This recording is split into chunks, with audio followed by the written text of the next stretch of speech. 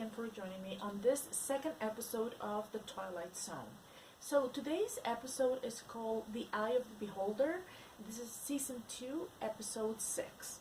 I haven't read anything about this episode, so I have no idea what this is all about. I prefer to watch the episodes like this without knowing really that much about the episode, and especially in an anthology like this one, I prefer not to know. Anyway, today's snack is again cookies, because that's all I have left for today. Okay, let's get this started. Was it a beautiful day? Was it warm? What really scares me right now is that you take it like the person in the bandages is speaking, but I don't see any part of her mouth, like there's no jaw movement, and she articulates very well, like not moving her jaw at all. Okay. Anyway. I never really wanted to be beautiful, you know. I mean, I never wanted to look like a wonderfully private. Nobody can ever see me. I want to be like everybody. I'm starting to think that the woman is many others gorgeous and beautiful, and she just doesn't fit in a world so ugly. I don't know. What's going on? You know, once in a while a miracle does happen, just often enough to let you know that you're not wrong or foolish to hope for one. Why is that we can't see their faces either? I mean, I know they're hiding her face for a reason, but what could be the reason for their faces to be obscured as well? I mean, yeah, there has to be a reason why they're also hiding their faces. It's a good face. It's a human face. I understand. They're not But I human? must confess. Why must we feel that way, nurse? What is the Great dimensional shot. difference between beauty and something?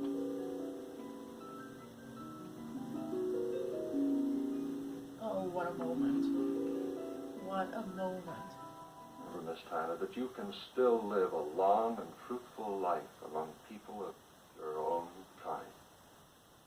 Now, as soon as we discover the results, we'll... Is there any other alternative? Could I please be put away? Under certain circumstances, the state does provide for the extermination of undesirables. However, there are many factors to be considered in the decision. What? Under the present circumstance, I doubt very much whether we would be permitted to do anything but transfer you to a communal group of people with your disability. Will make me feel that. No change at all. I told you she was beautiful. I told you she was beautiful. Oh. Needle, please. Oh. No. Don't be afraid. He's not going to hurt you. He won't hurt you. Now, this is Mr. Smith. Mr. Hello, Walter Mr. Smith? Mr. Smith is in charge of the village group in the north. He'll take you there tonight. And you will be loved, Miss Tyler. Oh, man, this is like really screwing my brain cells. Wow. Wow. Right. Okay, so I needed to take extra time to do this review. There are so many things to unpack from this episode. There's the story, the execution, and the critique. So the story, well, it's very well explained. It's a different dimension, Twilight dimension, and obviously rules change completely. So we see this woman that is suffering because her face is terrible. Okay, that's all we know. We know that this is the 11th experiment that is going to be made on her face, and after the 11th there can no be any other attempt. She doesn't make it on the 11th experiment, so now she has to be taken to a colony of people with the same disability, and they call it disability as it is.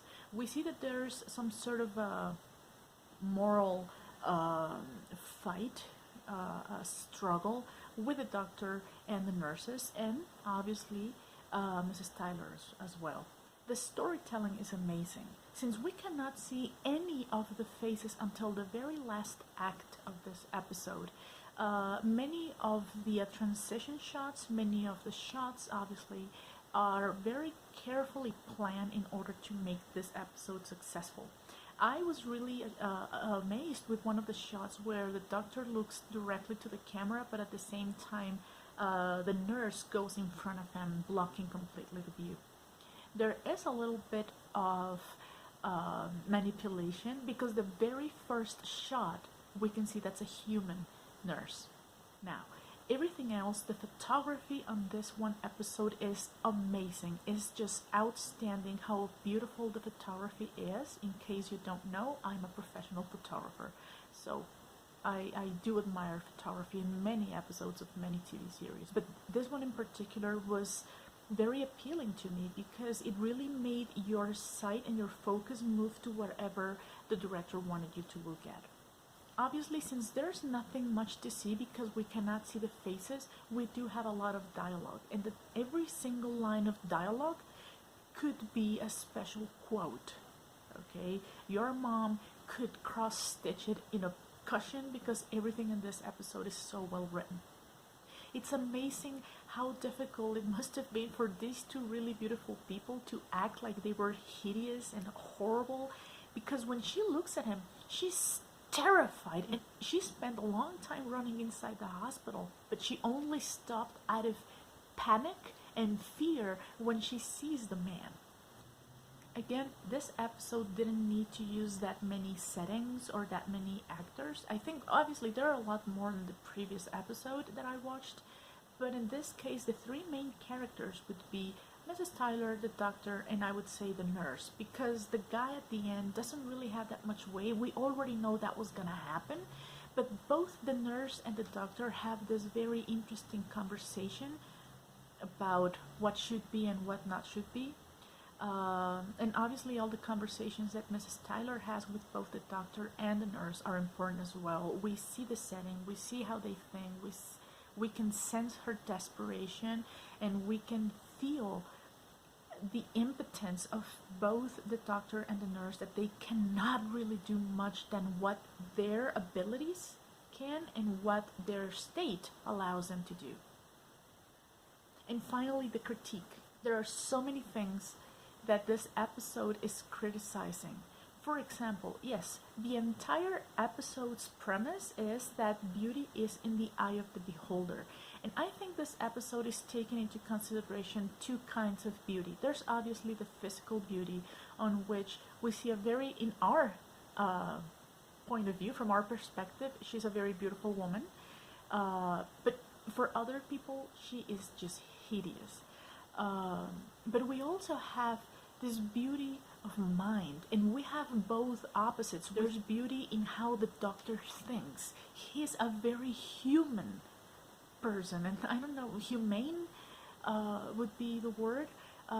He really is not okay with these rules, and he's about one step before committing treason by questioning why is this regime not allowing these people who are supposed to be horrible, why they can't be with the rest of society.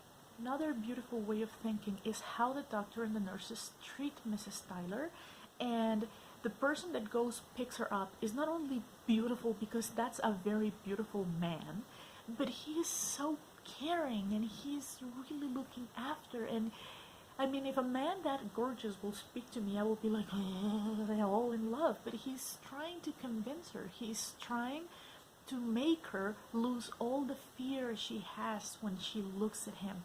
The doctors are always trying the best to make her feel not so bad.